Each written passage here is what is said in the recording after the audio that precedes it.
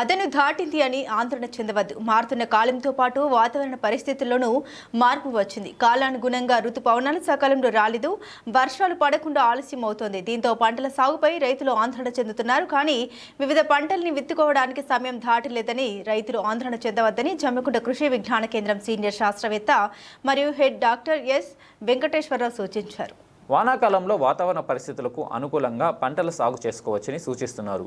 July నెలలో వచ్చే వర్షాల ఆధారంగా వివిధ పంటలలో ఏ రకాలను ఎంచుకోవాలి, ఎలాంటి పద్ధతులు పాటించాలి, పంటల ఎంపిక తదితర అంశాలను వివరించారు. వాతావరణ పరిస్థితులు, పంటల ఎంపిక, ఋతుపవనాలు ఆలస్యమైనప్పుడు పంటల ఎంపిక కీలకం. తక్కువ కాల పరిమితి గల రకాలను ఎంపిక చేసుకోవాలి.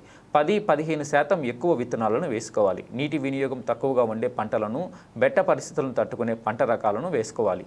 అంతర పంటలు లేదా మిశ్రమ పంటలను ఎంచుకోవాలి. అంతర పంటల్లో ధాన్యపు పంటలకు బదులు పప్పు దినుసులు లేదా నూనె గింజల పంటలను వేసుకోవాలి. సోయా, చిక్కుడు, పత్తి పంటలను తేలికపాటి నేలల్లో వర్షాధారపు పంటలుగా విత్తుకోవాలి. భారత వాతావరణ విభాగం ముందస్తు వాతావరణ సూచనలను రైతులు పాటిస్తూ పంటలు వేసుకోవాలి.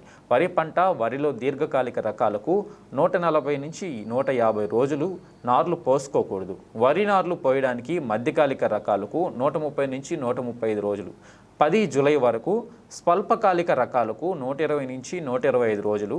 జూలై చివరి వరకు వరి నార్లు పోసుకోవచ్చు. నేరుగా విత్తే పద్ధతులపై దమ్ము చేసి లేదా దమ్ము చేయకుండా సీడ్ కమ్ ఫెర్టిలైజర్ డ్రిల్ రైతాంగం శ్రద్ధ వహించాలి. పత్తి పంట జూలై 20 వరకు పత్తి విత్తుకోవచ్చు. తేలిక నేలల్లో 50 నుంచి 60 మిల్లీమీటర్లు, బరువు నేలల్లో 60 నుంచి 75 మిల్లీమీటర్లు వర్షపాతం నమోదు తర్వాత మాత్రమే విత్తుకోవాలి. లేదా నేల 15 సెంటీమీటర్లు లోతు వరకు తడిసిన తర్వాత మంచి తేమలో పత్తి విత్తనాలు విత్తుకుంటే భూమిలో వేడి తగ్గి మొలక శాతం బాగుంటుంది. న్యూమాటిక్ ప్లాంటర్ యంత్రం ద్వారా అధిక సాంద్రత పద్ధతిలో 90.15 సెంటీమీటర్ల దూరంలో విత్తుకోవచ్చు. పత్తిలో అంతర పంటగా కంది మంచి లాభాలు ఇస్తుంది కాబట్టి అంతర పంటల సాగు చేసుకోవాలి. కంది పంటను పెసర, మినుము, వేరుశెనగ, పత్తి, ఆముదము, ఇతర పంటల్లో అంతర పంటగా విత్తుకోవచ్చు. సరైన యాజమాన్య పద్ధతులు పాటించడం ద్వారా ఆగస్టు 15 వరకు కందిని విత్తుకోవచ్చని రైతాంగం గుర్తుంచుకోవాలి. సోయా, చిక్కుడు జూన్ నెల చివరి వరకు విత్తుకోవచ్చు. సరైన సస్యరక్షణ చర్యలు చేపట్టి జూలై మొదటి వారం వరకు కూడా సోయా సాగు చేసి మంచి దిగుబడులు సాధించవచ్చు. ముక్క జూలై 15 వరకు ముక్క విత్తుకోవచ్చు. నీటి ఎద్దడిని ముక్క తట్టుకోలేదు కాబట్టి బోదె, సాల పద్ధతి ఆచరించడం ద్వారా పంటకు ఎక్కువ కాలం తేమ అందుబాటులో ఉంచవచ్చు. పెసర, మినుము జూలై 15 వరకు విత్తుకోదగ్గ పంటలు సరైన మొక్కల సంఖ్యను పాటించడం ద్వారా ఆశించిన దిగుబడులు పొందవచ్చు. ఇతర ఆరుతడి పంటలైన ఆముదాలు, పొద్దుతిరుగుడు, ఉలువలు జూలై 31 వరకు రైతాంగం సాగు చేసుకోవచ్చు. సాధారణంగా కార్తెలను బట్టి పంటలను విత్తుకుంటాము. తద్వారా చీడపీడలు తగ్గి అధికంగా దిగుబడి పొందే అవకాశం ఉంటుంది. కానీ ఇప్పుడు ఆలస్యంగా విత్తుకోవడం వల్ల చీడపీడలు పెరిగి దిగుబడి తగ్గకుండా ఉండడానికి వ్యవసాయ అధికారులు మరియు శాస్త్రవేత్తల సలహాల సూచనలతో మెరుగైన యాజమాన్య పద్ధతులు పాటించి దిగుబడిని పెంచే అవకాశం ఉంది. వాతావరణ మార్పుని మనము మార్చలేం కాబట్టి వాతావరణానికి అనుకూలంగా మనం పంటలు సాగు చేయాలి కాబట్టి ప్రస్తుత పరిస్థితి లోపల అనుకూలంగా ఉండేటువంటి పంటలు విత్తుకోవాలి.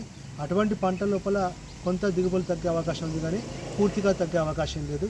ఇటువంటి ఆలస్యంగా విత్తేటువంటి పంటల లోపల కొన్ని యాజమాన్య పద్ధతులు పాటిస్తే ఎటువంటి ఇబ్బంది లేకుండా కూడా పంట విత్తుకునే అవకాశం ఉంది. కాబట్టి రైతు సోదరులు ఆందోళన చెందకుండా వరి పంటకు పోయే రైతులైతే కనుక జూలై 10 లోపు మధ్యకాలిక రకాలు, అదేవిధంగా జూలై 31 లోపు స్వల్పకాలిక రకాలని నారు పోసుకొని ఆగస్టు 31 లోపు కనుక నాటు పెట్టుకుంటే దిగుబడి లోపల పెద్దగా తగ్గుదల లేకుండా కూడా రైతు సోదరులకు మంచి లాభాలు వచ్చే అవకాశం ఉంది.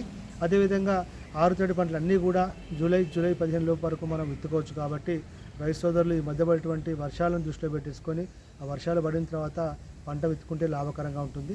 కాబట్టి రైతు సోదరులు ఆలస్యం అయిపోయింది అనేటువంటి ఎటువంటి ఆందోళన చెందకుండా కూడా నిరభ్యంతరంగా రెగ్యులర్గా మనం పండేటువంటి పంటలు సాగు చేసుకొని మంచి యాజమాన్య పద్ధతులు ఆచరిస్తూ మంచి దిగుబడులు పొందవచ్చని చెప్పి కోరుకుంటున్నాం.